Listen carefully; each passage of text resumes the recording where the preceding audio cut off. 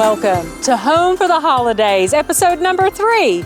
I'm Diana Schwartz, the Executive Director for the River District Association here in Danville, Virginia. And today we're opening our episode on Spring Street. For those of you that have not had the opportunity to visit the River District in a while, we are growing by leaps and bounds. Right behind me is a wonderful example. Culture Restaurant will be opening to add to the fantastic mix that we already have down in the River District. In fact, just this past weekend, Friday, December 3rd, we had a wonderful event, Christmas on the Plaza, our biggest and best yet.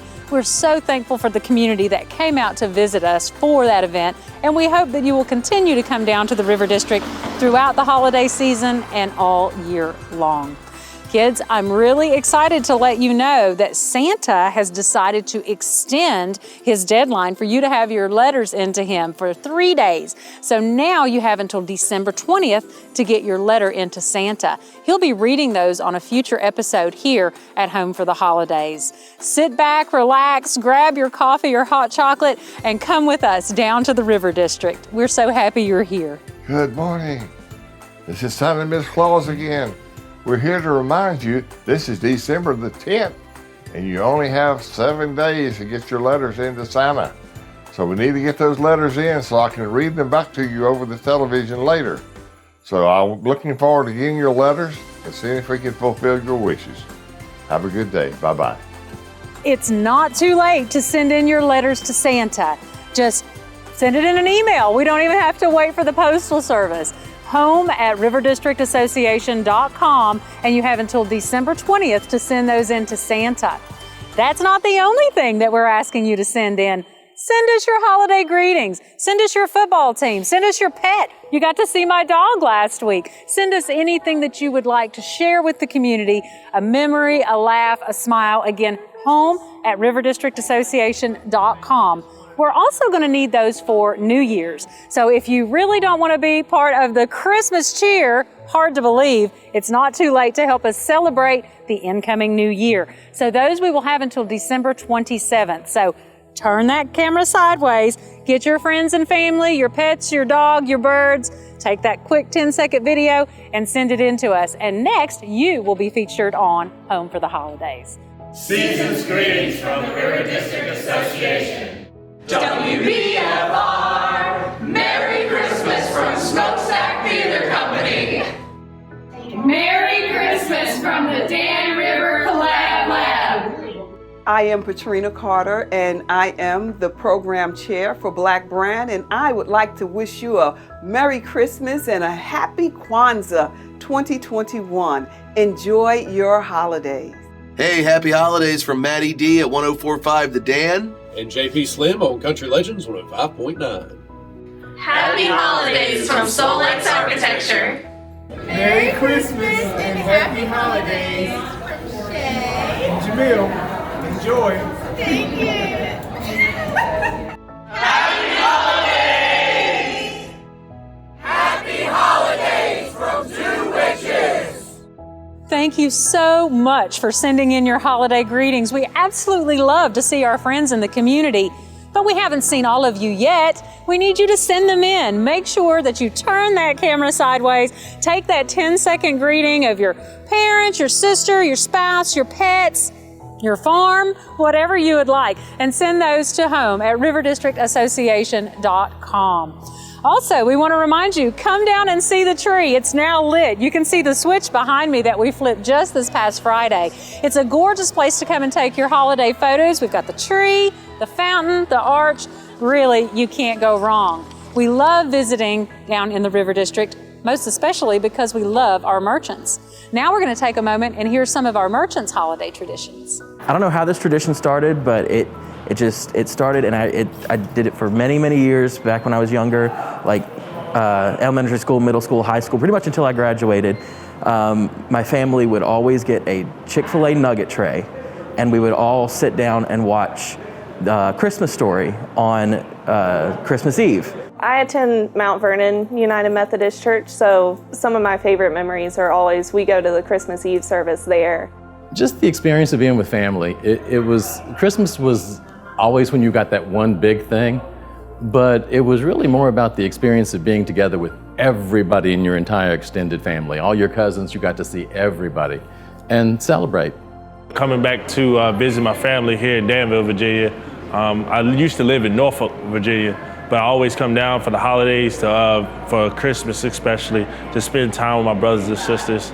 And I have 7 brothers and sisters, so it's a lot of us there. So the fun memories, the good times, eating, that's pretty much what we did, you know, as far as like things to do on the holidays. The little tradition that we would do, my brother and I would sit at the top of the stairs right before Christmas morning every morning. So just, I don't know, remembering that as we were talking, it's just nice to, remember little things like that. Jeffrey's family always did a Christmas Eve gift, and we have taken that tradition on. The kids get super excited and cannot wait for Christmas Eve because they know they get their first gift on Christmas Eve, even though it's usually something small like an ornament. But they get really excited, and it's fun, and it took some adjusting to because I wasn't used to doing the whole Christmas Eve gift idea. And on top of that, the kids love to get ready for Santa with the milk and the cookies, but we have to bake the cookies every year, and it has to be snickerdoodle. My favorite holiday tradition is hiding a pickle on the Christmas tree. Each year, our family members hide a pickle ornament, and on Christmas morning, everyone rushes down the stairs, and sometimes in a very competitive nature, in order to find it. And the person who finds it wins a prize. Some years it could be cash, some years it could be a video game or something else that's very special. But it's something we all enjoy. Well, we have an Advent calendar that the kids like put little ornaments on the little tree every year. And then we have the Advent candles, the Advent wreaths that we do. My family always on Christmas, my father has always read the story of Jesus and his birth.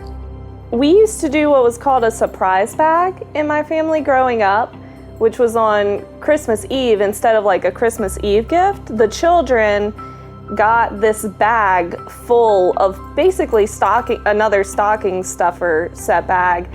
And that was the only thing you got to open on Christmas Eve, but it was a surprise what was in it. It was typically not stuff you necessarily asked for, but just little knickknacks that my grandparents would put together, and it always also had our Christmas pajamas in it.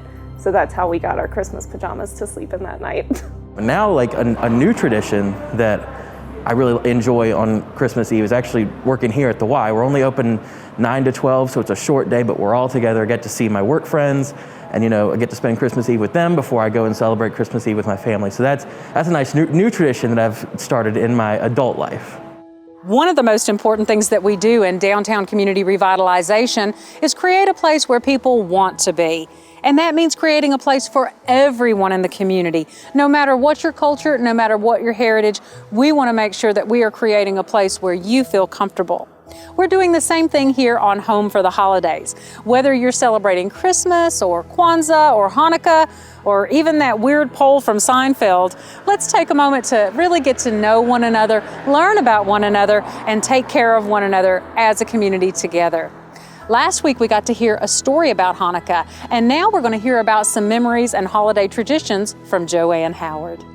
Where the Christmas season starts and you have it for a long time, Hanukkah's just for that little short period of time.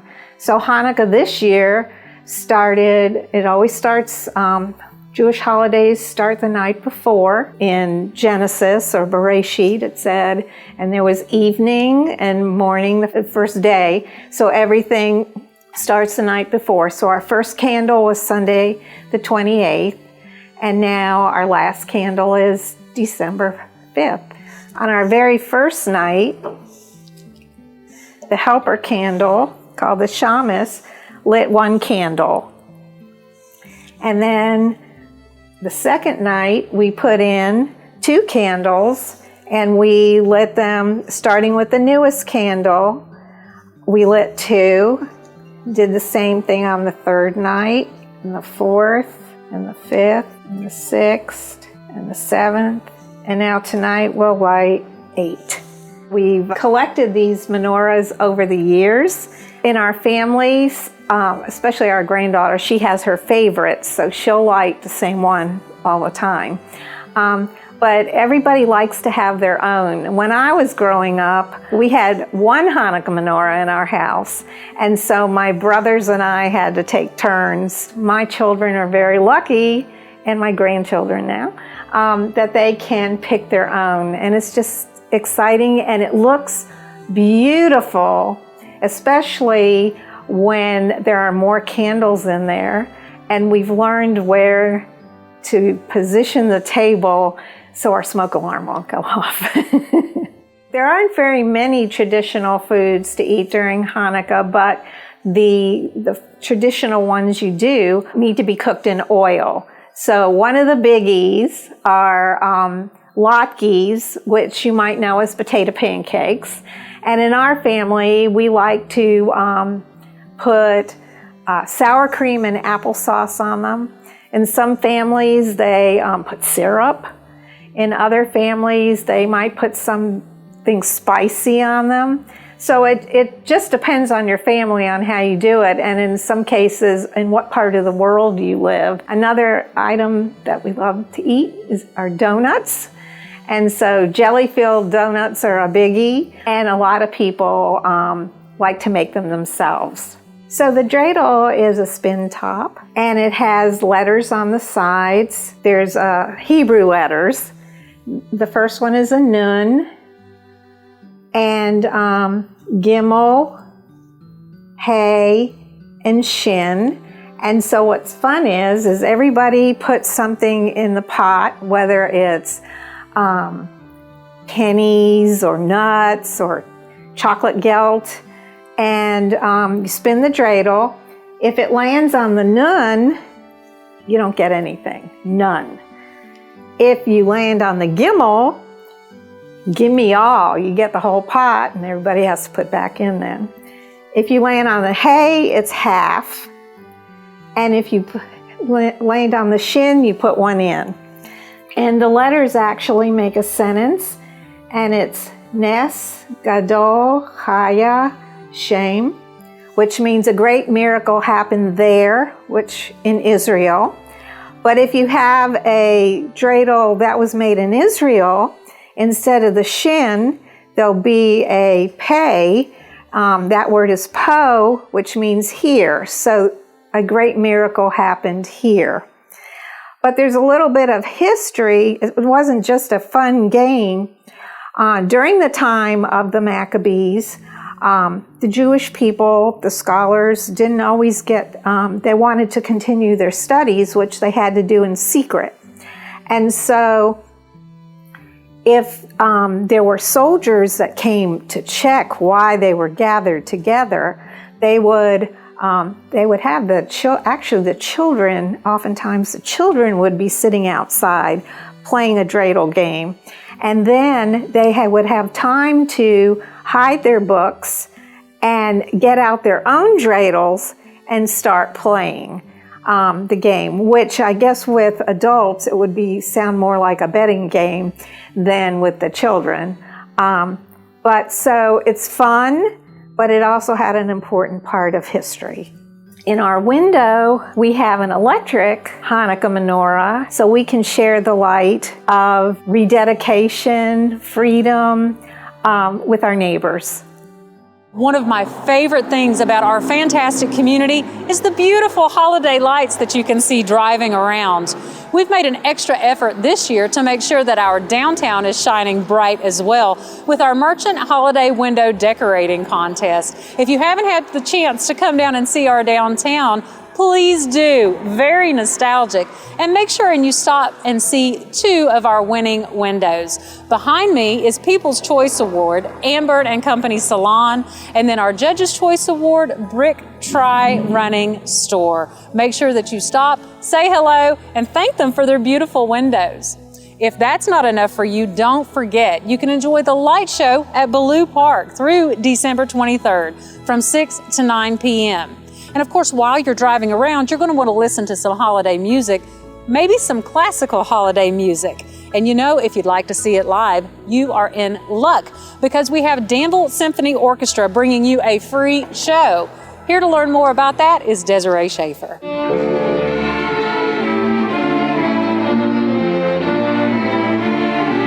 The Danville Symphony Orchestra, we're celebrating our 30th season this year, and we have 2 fun Christmas concerts planned. Our Christmas concerts are always our most popular concerts. We have two. So the first one is going to be in Danville at the City Auditorium, which is at 125 North Floyd Street.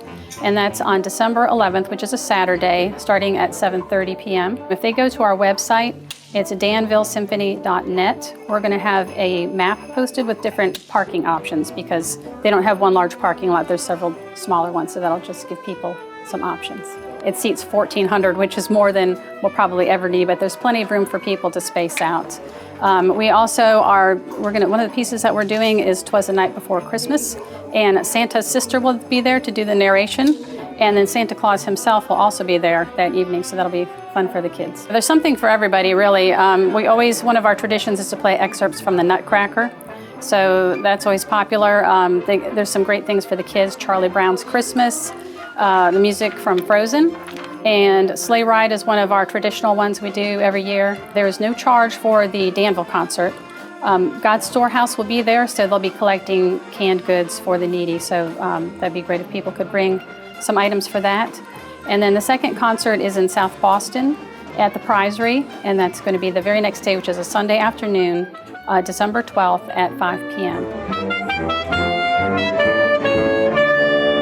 Right now, I am standing between Main Street and Spring Street, right down from Danville City Auditorium. This is where we are inviting you to enjoy a free show by Danville Symphony Orchestra. That will be tomorrow, Saturday, December 11th, right here in downtown Danville River District. We have so many places that you can park in the district, continue to shop local, I know you're not done yet, and even grab a bite to eat before you go to the show. Now, if you're not familiar with classical music, that's okay. Give it a try, and I guarantee it'll have your toes tapping. Don't forget to bring your donation of canned goods for God's Storehouse to collect while we're here. But there's so many ways we can give in our community. Let's take a moment and hear from some of our other community friends how you can help. Hi, great City of Danville. I'm Lieutenant Shantae Hodges. And I'm Lieutenant Antonio Hodges. And we're the commanding officers here at the Salvation Army of Danville. And we're here to tell you a little bit more about what we're doing this Christmas season and how you can get involved. Yes, this year's theme for the Salvation Army is Hope Marches On. And as a community, we are seeking to help to provide for the families in need around this community. As you can see behind us, there are like 400, maybe 500 boxes. And each of these boxes are empty right now, but you can help us fill them. So you are welcome to go and adopt angels here. You can adopt them at the Walmart. There's a tree at the Starbucks, and just be a great help to our community. There are 400 families in need of Christmas help this year, and there are 60 seniors in help. Well, actually, there's 105 seniors in need of Christmas assistance this year.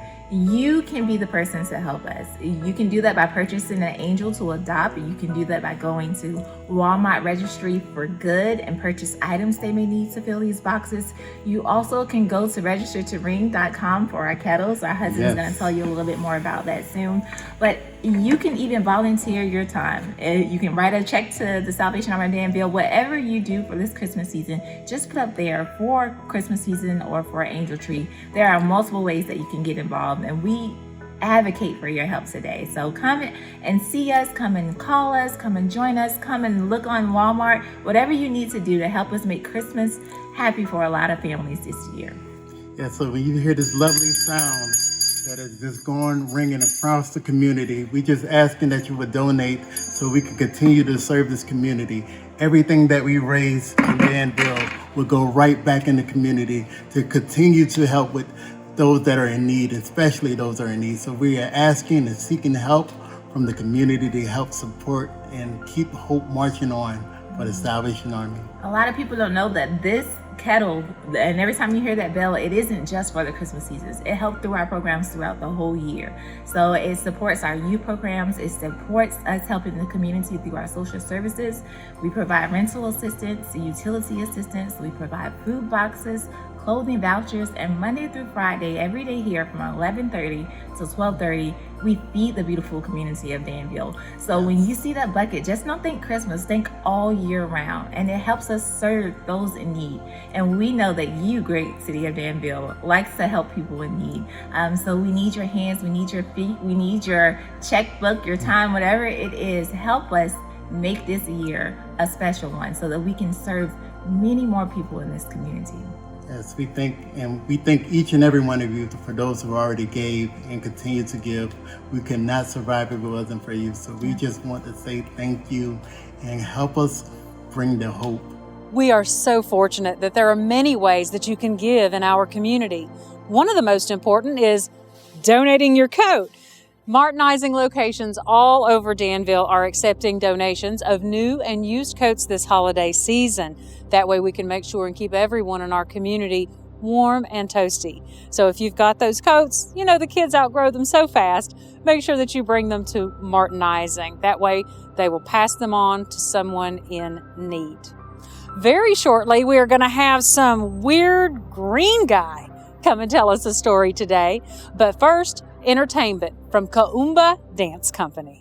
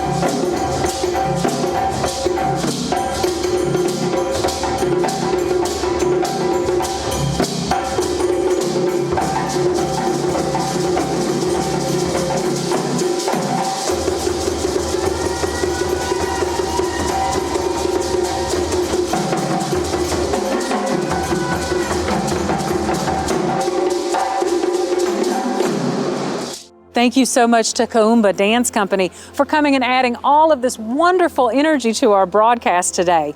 If you'd like to see more of them, you can catch them at our Community Kwanzaa event on December 30th. And next week, we are going to have one of our favorite storytellers, Fred Motley, come and help us learn more about Kwanzaa. Right now, we are going to have a special story about that strange green guy. We are so happy to bring you as your story today, kids, How the Grinch Stole Christmas, presented by Josh Lucia.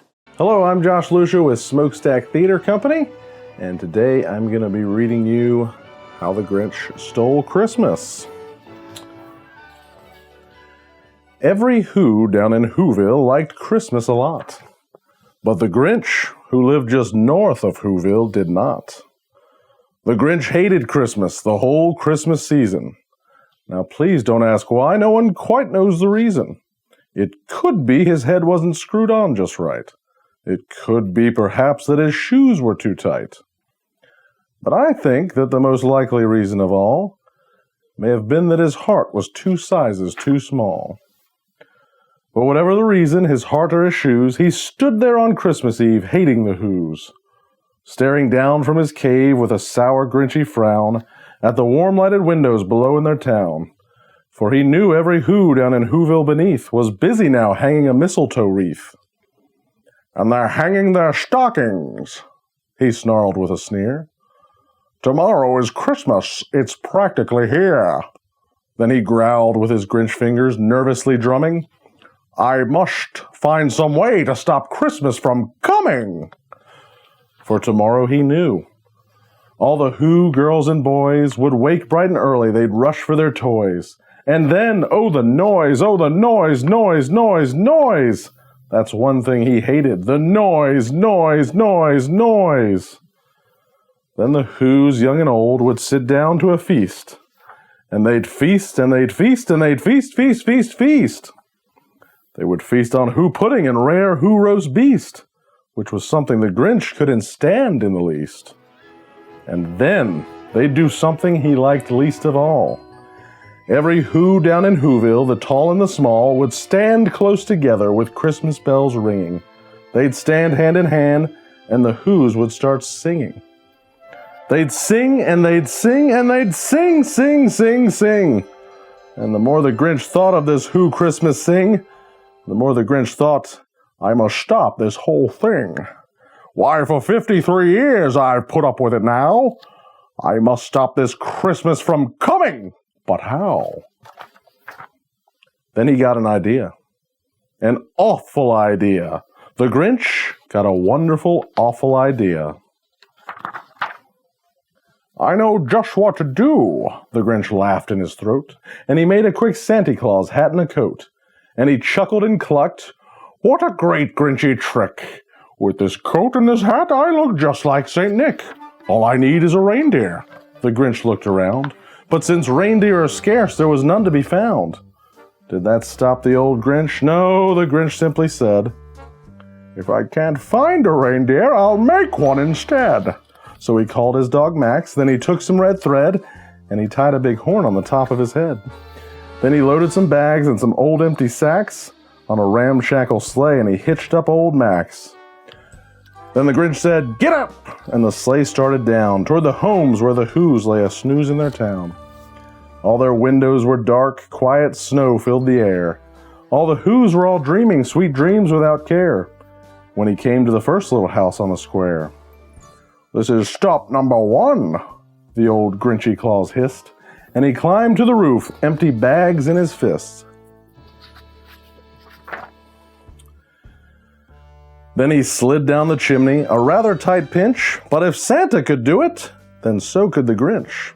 He got stuck only once for a moment or two, then he stuck his head out of the fireplace flue, where the little Who stockings all hung in a row. "These stockings," he grinned, "are the first things to go." Then he slithered and slunk with a smile most unpleasant around the whole room, and he took every present. Pop guns and bicycles, roller skates, drums, checkerboards, tricycles, popcorn and plums. And he stuffed them in bags, then the Grinch very nimbly stuffed all the bags one by one up the chimney. Then he slunk to the icebox. He took the Who's feast. He took the Who pudding. He took the roast beast. He cleaned out that icebox as quick as a flash. Why, that Grinch even took their last can of Who hash. Then he stuffed all the food up the chimney with glee. And now, grinned the Grinch, I will stuff up the tree. And the Grinch grabbed the tree and he started to shove when he heard a small sound like the coo of a dove. He turned around fast and he saw a small Who. Little Cindy Lou Who was not more than 2. The Grinch had been caught by this tiny Who daughter, who'd got out of bed for a cup of cold water. She stared at the Grinch and said, Santa Claus, why? Why are you taking our Christmas tree? Why? But you know that old Grinch was so smart and so slick, he thought up a lie and he thought it up quick. Why, my sweet little tot, the fake Santa Claus lied, there's a light on this tree that won't light on one side. So I'm taking it up to my workshop, my dear. I'll fix it up there, then I'll bring it back here. And his fib fooled the child. Then he patted her head, and he got her a drink and he sent her to bed. And when Cindy Lou Who went to bed with her cup, he went to the chimney and stuffed the tree up. Then the last thing he took was the log for their fire. Then he went up the chimney himself, the old liar. On their walls he left nothing but hooks and some wire. And the one speck of food that he left in the house was a crumb that was even too small for a mouse.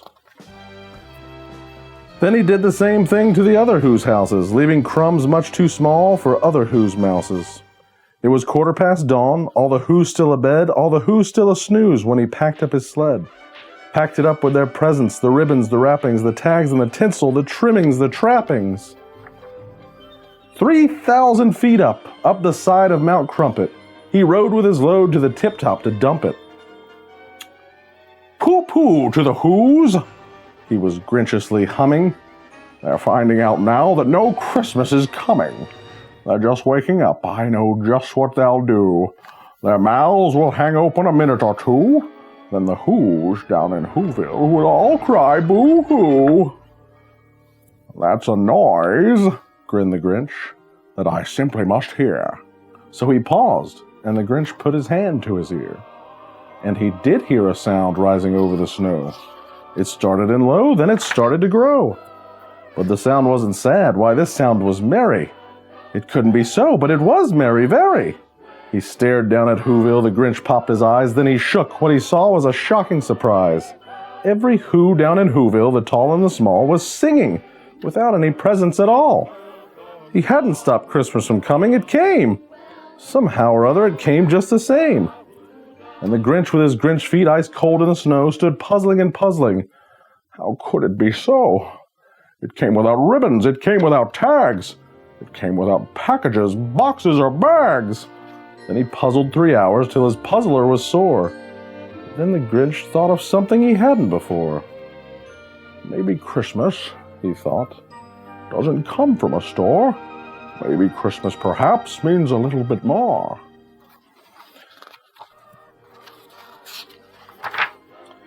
And what happened then? Well, in Whoville they say that the Grinch's small heart grew 3 sizes that day.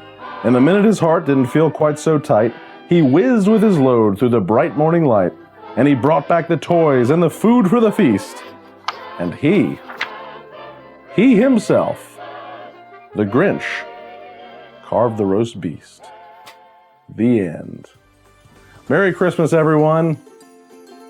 What a wonderful time we have had with you here in our 3rd episode of Home for the Holidays. We're halfway done, 3 of 6 episodes, so just a few more to go for you to get in your holiday greetings. We are so grateful that you are spending your time here with us, and just a reminder, continue to shop local this holiday season. In the River District, anywhere in the city, anywhere in the region, heck, anywhere that you're visiting this year, make sure you seek out those small businesses, and let's give them our support this year. Again, Diana Schwartz with the River District Association. Thank you so much for joining us. We'll see you next week.